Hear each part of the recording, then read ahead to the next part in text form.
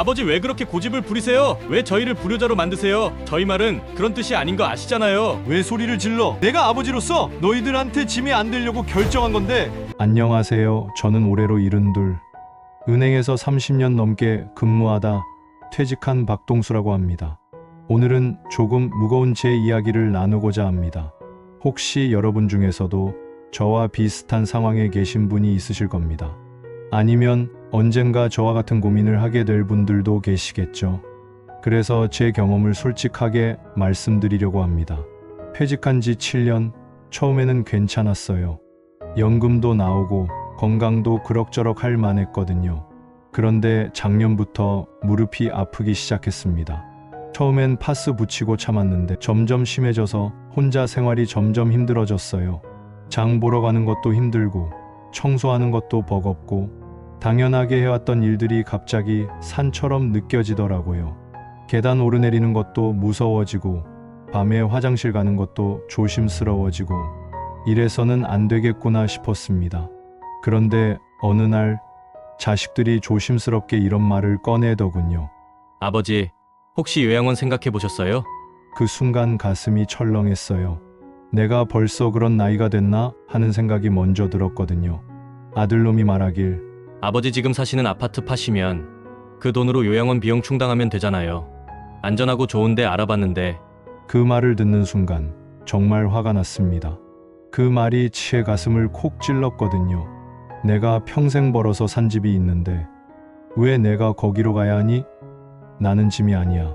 그런데 왜 내 인생을 너희들 마음대로 정하려 하니?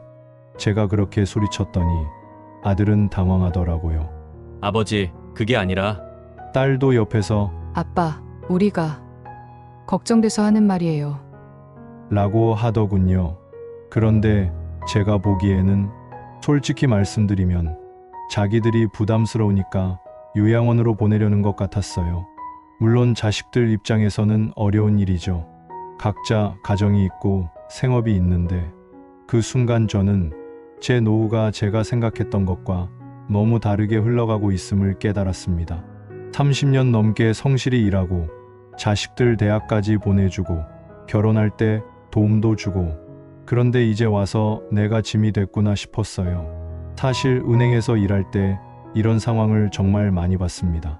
고객 어르신들이 오셔서 하시는 말이 늘 비슷했거든요. 내 재산 다 물려줬더니 결국 요양원 신세야. 자식들이 부담스러워하니까 어쩔 수 없이 들어왔어. 그런 말들을 들을 때마다 속으로 다짐했어요. 나는 절대 저렇게 살지 않겠다. 내 노후는 내가 준비하겠다.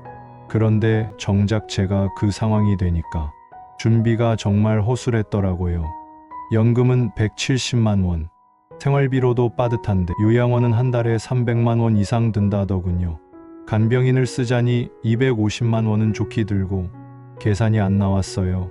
그렇다고 지금 살고 있는 집을 팔자니 이거마저 팔면 저한테 아무것도 남지 않을 것 같고 그때 정말 막막했습니다. 내가 뭘 잘못했나 생각해봤어요. 성실히 살았는데 왜 내 노후는 내가 결정할 수 없는 건가요? 나는 아직 정신도 멀쩡하고 걸어다닐 수도 있는데 왜 나를 짐처럼 취급하는 걸까요? 그날 밤 잠이 안 왔어요. 이런 생각이 들었거든요. 내가 평생 두려워하던 그 꼴이 지금 내 앞에 와 있구나. 하지만 포기할 수는 없었어요. 분명 다른 길이 있을 거라고 생각했거든요. 여러분도 혹시 저와 비슷한 고민을 하고 계신가요? 그렇다면 제 이야기를 끝까지 들어보세요. 저는 결국 전혀 다른 선택을 했거든요. 그리고 지금은 정말 만족하며 살고 있습니다. 저는 은행에서 오랜 시간 고객들의 재무 상담을 했습니다. 정년을 채우며 수없이 많은 어르신들을 만났죠. 그때는 몰랐어요. 제가 그분들의 미래를 보고 있었다는 걸 말이에요. 매일 창구에 오시는 어르신들이 계셨어요. 연금 받으러 오시거나 통장 정리하러 오시거나. 그런데 그분들의 표정이 참 다양했거든요. 어떤 분은 여유로우셨고 어떤 분은 늘 걱정스러워 보이셨어요. 특히 기억에 남는 할아버지가 계셨습니다. 처음에는 정말 당당하셨어요. 나는 자식들한테 폐 끼치지 않을 거야. 내 돈으로 내 노후는 내가 책임진다. 하고 하시면서 그런데 몇 년 뒤에 다시 오셨을 때는 완전히 달라져 계시더라고요. 그분이 하소연하던 말이 아직도 귀에 맴돕니다. 내 재산 다 물려줬더니 결국 요양원 신세야. 자식들이 처음에는 모시겠다고 했는데 막상 그러기에 현실이 만만치 않더라고.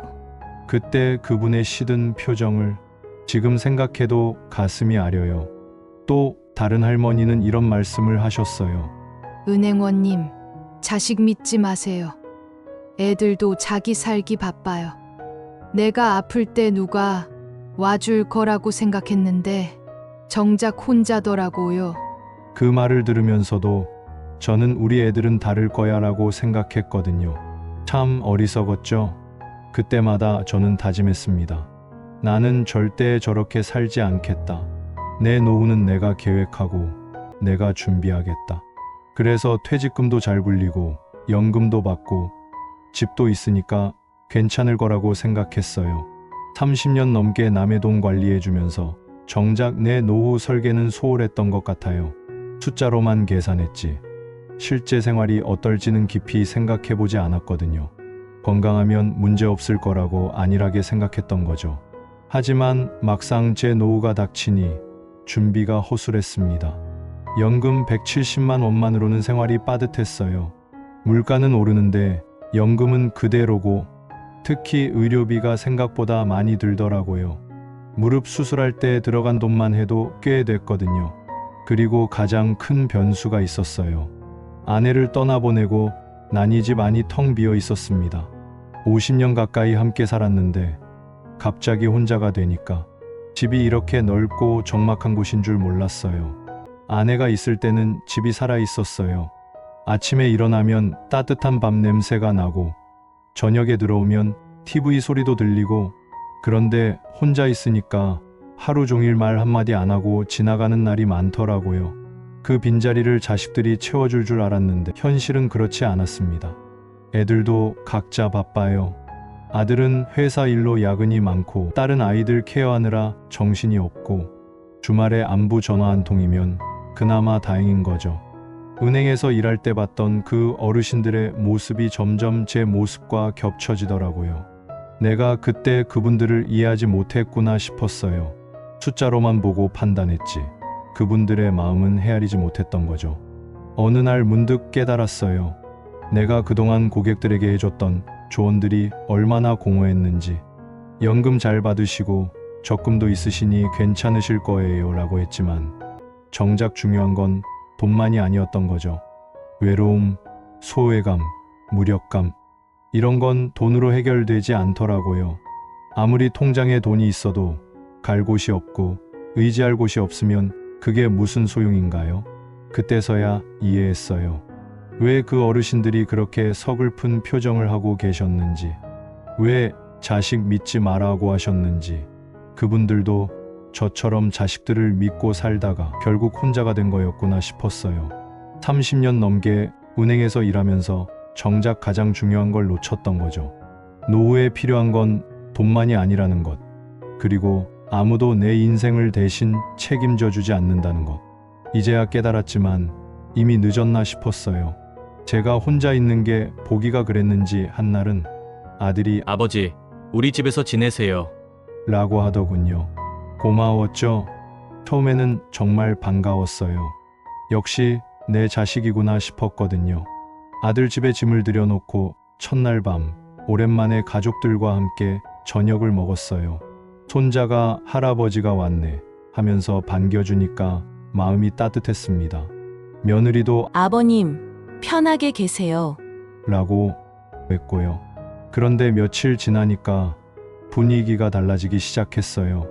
며느리가 설거지하는 걸 도우려고 했더니 아버님, 그냥 쉬세요. 라고 하는데 표정이 어떻게 표현해야 할까요? 귀찮다는 기색이 역력했어요. 아침에 일찍 일어나서 신문을 보려고 거실에 나갔는데 며느리가 황급히 나와서 아버님, 아직 일찍인데 더 주무시죠. 라고 하더라고요. 그때 깨달았어요.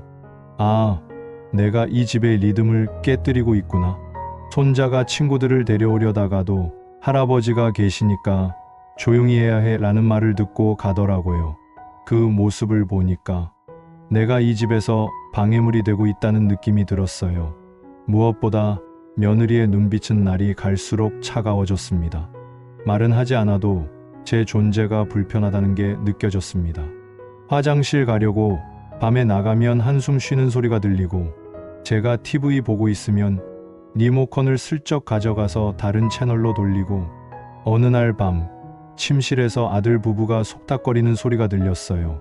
언제까지 이럴 건데? 우리도 생활이 있잖아. 좀 더 참아. 아버지한테 다시 말씀드려볼게. 그 대화를 듣는 순간 가슴이 뜨끔했어요. 일주일이 지나고 2주일이 지나니까 눈치가 더 심해졌어요. 아들은 직장에 가고 없으니까 모르지만 며느리와 단둘이 있는 시간이 정말 불편했거든요. 서로 할 말이 없으니까 어색하기만 하고 결국 제가 먼저 말했어요. 딸 집에서 좀 지낼까 한다. 그러니까 아들은 괜찮은데 뭘 그러세요? 라고 했지만 며느리 표정을 보니까 안도하는 기색이 역력했어요. 딸 집으로 가도 상황은 크게 다르지 않았습니다. 딸은 그래도 친정아버지니까 좀 더 편했죠. 처음에는 아빠, 여기서 편하게 계세요. 우리가 모실 거예요. 라고 기쁘게 말했어요. 하지만 며칠 지나니까 사위와의 작은 갈등이 쌓이기 시작했어요. 사위는 말은 안 하지만 표정으로 다 알 수 있더라고요.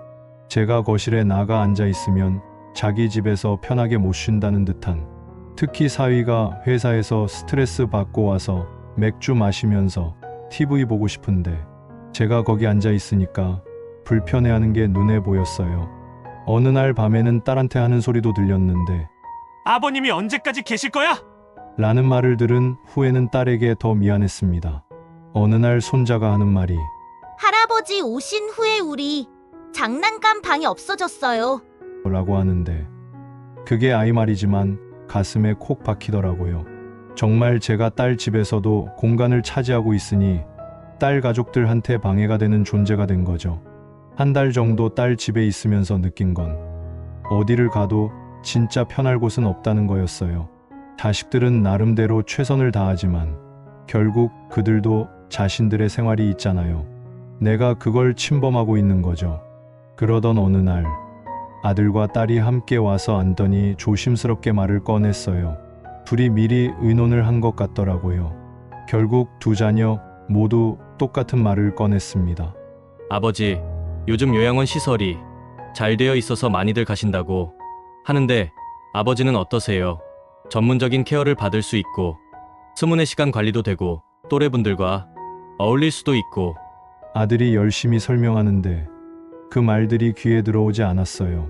그 순간 가슴이 철렁 내려앉았습니다. 아, 내가 그렇게 두려워하던 상황. 그 꼴이 내 앞에 닥친 거구나. 은행에서 봤던 그 어르신들의 모습이 바로 지금 내 모습인 거죠. 딸이 눈물을 글썽이며 아빠, 우리가 아빠를 요양원에 가시라고 강요하는 게 아니라 우리는 단지 아빠가 정말 안전한 곳에서 편하게 지내시길 바라는 거예요. 라고 하더군요. 그 말을 들으면서도 속마음은 알 수 있었어요. 이제 우리도 한계다 하는 그날 밤 잠이 오지 않았어요. 30년 넘게 성실히 일하고 자식들 뒷바라지하고 이제 와서 내가 짐이 됐구나. 그런 생각만 맴돌았거든요. 정말 막막했습니다. 요양원 얘기가 나오고 나서 며칠 동안 잠을 제대로 못 잤어요.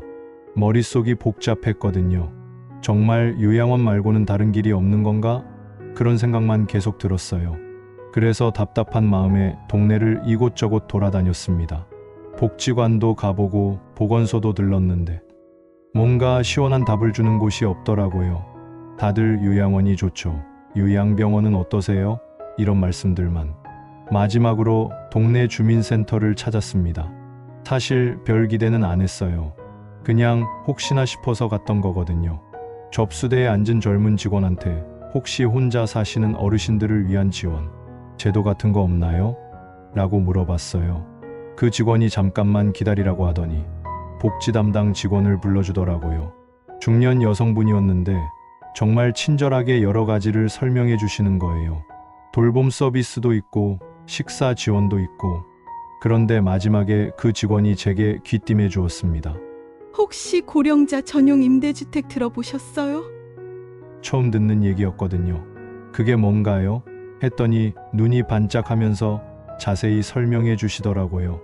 65세 이상 어르신들을 위한 공공임대주택이에요. 월세가 20만 원 남짓에 안전 설계도 돼 있고 생활지원서가 정기적으로 안부도 확인해 줍니다. 그 말을 듣는 순간 가슴이 뛰었습니다. 정말요? 월세가 20만 원이라고요? 믿어지지 않았어요. 요양원은 300만 원인데 20만 원이라니. 그분이 팸플릿을 보여주시면서 소득 수준에 따라서 더 저렴해질 수도 있어요 라고 하시더라고요. 제 연금 170만 원으로도 충분히 감당할 수 있는 수준이었거든요. 이거라면 내 연금으로도 충분히 가능하다. 그 순간 정말 희망이 보였어요. 그 자리에서 바로 신청서를 받아왔습니다. 집에 와서 꼼꼼히 살펴보니까 정말 좋은 조건이더라고요. 원룸형으로 혼자 살기에 딱 알맞고 화장실에는 안전 손잡이가 있고 바닥은 미끄럽지 않게 특수 처리가 되어 있고 무엇보다 생활지원사가 일주일에 한 번씩 와서 안부를 확인해 준다는 게 마음에 들었어요. 며칠 뒤에 실제 현장을 보러 갔어요. 버스로 40분 정도 걸렸는데 생각보다 괜찮은 동네더라고요. 주변에 마트도 있고 병원도 가까이 있고 교통도 나쁘지 않고 관리사무소에서 이미 입주하신 분들과 대화할 기회를 줬어요. 73세 김씨 할아버지를 만났는데 정말 만족해 하시더라고요. 여기 온 지 1년 됐는데 정말 잘한 선택이었어요. 무엇보다 내 공간이 있다는 게 이렇게 소중한 줄 몰랐어요. 실제 방도 구경했는데 깔끔하고 아담했어요. 작지만 모든 시설이 다 갖춰져 있더라고요. 아, 이런 곳에서 살 수 있구나 싶었습니다. 집에 돌아와서 바로 계산해 봤어요. 월세 20만 원, 관리비 포함해서 월 40만 원이면 주거비 끝. 나머지 130만 원으로 생활하면 충분했거든요. 곧바로 신청했고 서류 접수하는 날 정말 떨렸어요. 대기자가 많다고 해서 6개월 정도는 기다려야 한다고 하더라고요. 그래도 희망이 있으니까 기다릴 수 있겠더라고요. 몇 달 뒤 드디어 입주 연락이 왔어요. 그때 기분이 정말 복권에 당첨된 기분이었어요. 바로 계약하러 가서 서류 작성하면서도 가슴이 두근거렸어요. 기다림 끝에 입주가 확정되었습니다. 그런데 자식들에게 알리자 곧장 반대가 쏟아졌습니다. 아들과 딸이 또 함께 와서 앉더니 아버지, 그런데 안전하지도 않잖아요. 혹시 무슨 일 생기면 어쩌려고요? 딸이 말하길 아빠, 요양원이면 24시간 간병도 받을 수 있고 응급 상황에도 바로 대처할 수 있잖아요. 차라리 요양원이 나은 것 같아요. 아들도 거들면서 맞아요, 아버지. 그런 임대주택 같은 데서 혼자 사시면 위험해요. 그런데 제가 보기에는 진짜 걱정해서 그러는 건지 의심스러웠어요. 요양원에 들어가면 자식들이 마음 편하게 지낼 수 있는데 제가 임대주택에 들어가면 같이 살지는 않지만 신경 쓰는 게 싫어서 그런가 하는 마음이 들었어요. 물론 자식들 입장에서는 어려운 일이죠. 하지만 저는 단호했습니다. 내 돈은 내가 쓰고 내 노후도 내가 결정한다. 더 이상 너희에게 짐이 되고 싶지 않아. 그러니까 아들이 버럭 소리를 지르더라고요. 아버지, 왜 그렇게 고집을 부리세요? 왜 저희를 불효자로 만드세요? 저희 말은 그런 뜻이 아닌 거 아시잖아요. 왜 소리를 질러? 내가 아버지로서 너희들한테 짐이 안 되려고 결정한 건데. 딸은 눈물까지 글썽이면서 우리가 아빠를 부담돼서 그러는 게 아니에요. 기존 집 파시고 그 돈으로 요양원 들어가시면 저희가 마음이 편할 것 같아서 말씀드린 거예요. 라고 하더군요. 그 모습을 보니까 마음이 아팠지만 그래도 제 결정을 바꿀 수는 없었어요. 나는 이미 결정했어. 내 인생은 내가 책임진다. 그렇게 말하니까 둘 다 할 말이 없어 하더라고요. 그날 이후로 며칠 동안 자식들이 연락을 안 했어요. 서운하긴 했지만 이해할 수 있었어요. 몇 달 뒤 드디어 그날이 왔습니다. 이사하는 날이었어요. 짐이 많지 않아서 그렇게 오래 걸리지는 않았는데 새 집 열쇠를 받아들고 문을 여는 순간 정말 감회가 새로웠어요. 20평도 안 되는 작은 공간이지만 온전히 제 것이라는 생각이 드니까 궁전 같았어요. 창문을 열어보니까 작은 정원이 보이고 벤치에 앉아 계신 할머니, 할아버지들도 보이더라고요. 첫날 밤에는 잠이 안 왔어요. 너무 조용해서 그랬나? 아니면 너무 설레서? 자식들 집에 있을 때와는 완전히 다른 기분이었거든요. 아무도 제게 조용히 하세요, 일찍 주무세요 라고 하지 않으니까 오히려 어색했어요. 월세 20만 원, 관리비 포함해서 월 40만 원, 남은 연금 130만 원은 의료비와 생활비로 나누어 관리했습니다. 처음에는 혼자서 가계부를 써가면서 꼼꼼히 계산했어요. 식비 50만 원, 의료비 30만 원, 용돈 20만 원 하니까 여유가 있더라고요. 며칠 지나니까 자연스럽게 이웃분들과 인사를 하게 됐어요. 엘리베이터에서 만나면 몇 호에 사세요? 어디서 오셨어요? 이런 대화부터 시작해서 다들 저와 비슷한 사정으로 오신 분들이었어요. 특히 옆집 최씨 할아버지와 금방 친해졌어요. 이분도 자식 집을 전전하다가 여기 오셨다더라고요. 여기 와서 제일 좋은 게 뭔지 아세요? 아무도 간섭 안 해요. 내가 몇 시에 자고 몇 시에 일어나든 누가 뭐라고 안 해요. 정말 공감됐어요. 자식 집에 있을 때는 눈치 보느라 새벽 6시에 일어나서 조용히 신문 보고 밤 10시면 방에 들어가야 했는데 여기서는 내 맘대로 할 수 있으니까 얼마나 자유로운지 몰라요. 그곳에서 만난 이웃 어르신들과 함께 아침마다 운동도 하게 되었습니다. 처음에는 최할아버지가 박씨, 우리랑 산책 안 하실래요? 라고 권해주셨어요. 1층 앞마당에서 6시 반에 모여서 30분 정도 걷는 거예요. 아침 운동하고 나면 휴게실에서 차도 마시고 이런저런 이야기도 나눠요. 누구는 병원 다녀온 얘기, 누구는 자식들 만난 얘기. 그런 소소한 일상을 나누는 게 이렇게 좋은 줄 몰랐어요. 오후에는 도서관에서 책도 읽게 되었습니다. 걸어서 10분 거리에 작은 도서관이 있는데 거기서 신문도 보고 책도 읽고 젊을 때는 바빠서 못 읽었던 책들을 이제야 읽고 있어요. 한 달 정도 지나니까 작은 모임에도 나가게 되었습니다. 도서관에서 하는 독서 모임이었는데 60대, 70대 어르신들이 모여서 책 얘기도 하고 인생 얘기도 하고 처음에는 어색했는데 몇 번 나가니까 재미있더라고요. 생활지원사 선생님도 일주일에 한 번씩 와서 안부를 물어봐 주세요. 혈압약은 잘 드시고 계시죠? 무릎은 어떠세요? 이렇게 세심하게 신경 써주시는데 혼자 살아도 누군가 챙겨준다는 느낌이 들어서 안심이 돼요. 무엇보다 좋은 건 예산 관리가 확실하다는 거예요. 자식 집에 있을 때는 돈 쓰는 것도 눈치 보였는데 이제는 가끔 손자들 용돈도 줄 수 있고 이웃분들과 외식도 할 수 있어요. 혼자지만 더 이상 외롭지 않았습니다. 자식 집에 있을 때가 오히려 더 외로웠어요. 가족들과 함께 있어도 마음으로는 혼자였거든요. 그런데 여기서는 진짜 혼자 살지만 마음은 외롭지 않아요. 아침에 일어나면 오늘은 뭘 할까 하고 계획을 세워요. 운동할지, 도서관 갈지, 친구들 만날지 모든 게 내 선택이에요. 누구한테 허락받을 필요도 없고 눈치 볼 필요도 없고 저녁에 집에 돌아와서 간단히 밥 해먹고 TV 보다가 자고 싶을 때 자요. TV 소리가 크든 작든 누가 뭐라고 안 하니까 얼마나 편한지 몰라요. 이런 게 진짜 자유구나 싶었어요. 무엇보다 눈치 보지 않고 내 공간에서 사는 자유가 가장 큰 선물이었습니다. 내 돈으로 내 집에서 내 맘대로 사니까 누구한테도 미안해할 이유가 없어요. 당당하게 살 수 있다는 게 이렇게 소중한 줄 몰랐어요. 가끔 자식들이 안부 전화를 하면 아버지 목소리가 밝아지셨네요 라고 해요. 정말 그래요. 마음이 편하니까 자연스럽게 표정도 밝아지고 목소리도 밝아진 것 같아요. 이런 게 진짜 행복이구나 싶었습니다. 고령자 임대주택에서 살기 시작한 지 벌써 1년이 넘었어요. 지금 돌아보니 정말 잘한 선택이었다고 확신합니다. 처음에 그렇게 반대했던 아이들도 이제는 아버지가 옳았네요 라고 인정하더라고요. 얼마 전에 딸이 놀러 왔는데 아빠 표정이 정말 밝아졌다. 우리 집에 있을 때보다 훨씬 건강해 보인다. 고 하더라고요. 아들도 아버지 혼자 잘 지내시네요.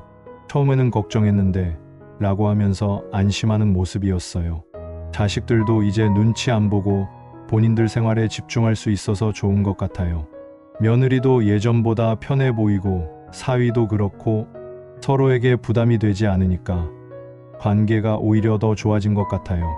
요즘 제가 이웃 어르신들에게 자주 하는 얘기가 있어요. 새로 입주하시는 분들한테 걱정하지 마세요. 여기서는 누구도 짐 취급 안 해요. 우리도 당당하게 살 권리가 있어요 라고 말해드려요.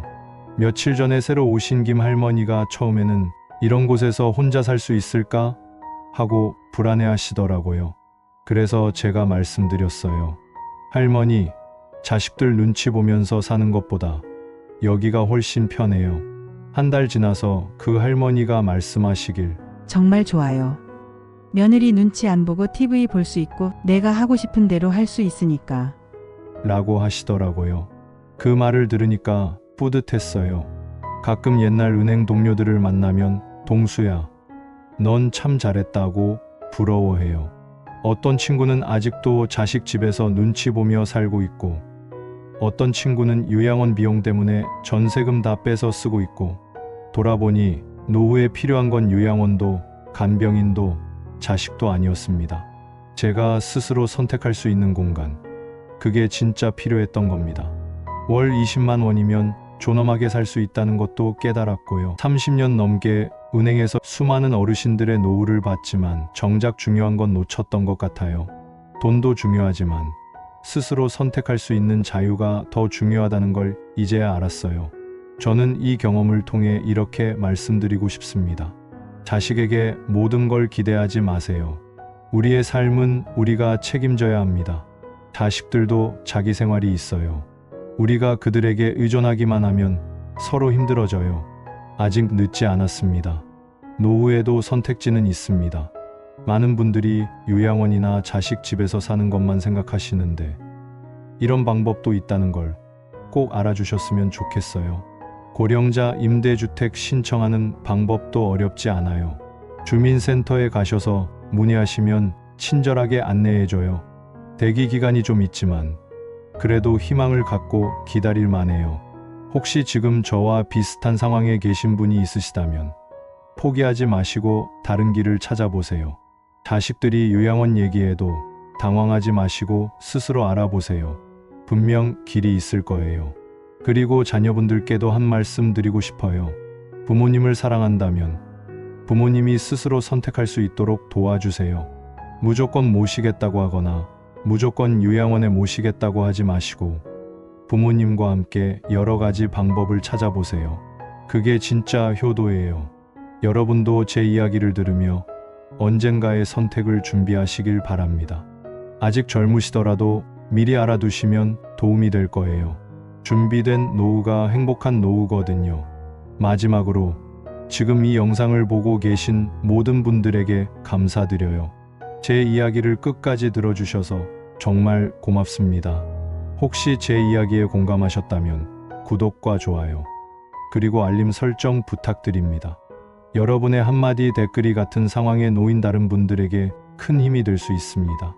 나도 할 수 있겠다, 희망이 있구나 하는 용기를 줄 수 있거든요. 72살 늦은 나이에 새로운 선택을 할 수 있었던 것처럼 여러분도 언제든 새로운 길을 선택할 수 있어요. 나이는 숫자일 뿐이에요. 중요한 건 포기하지 않는 마음입니다. 다시 한번 끝까지 들어주셔서 감사합니다. 여러분 모두 건강하시고 행복한 노후 보내시길 바랍니다.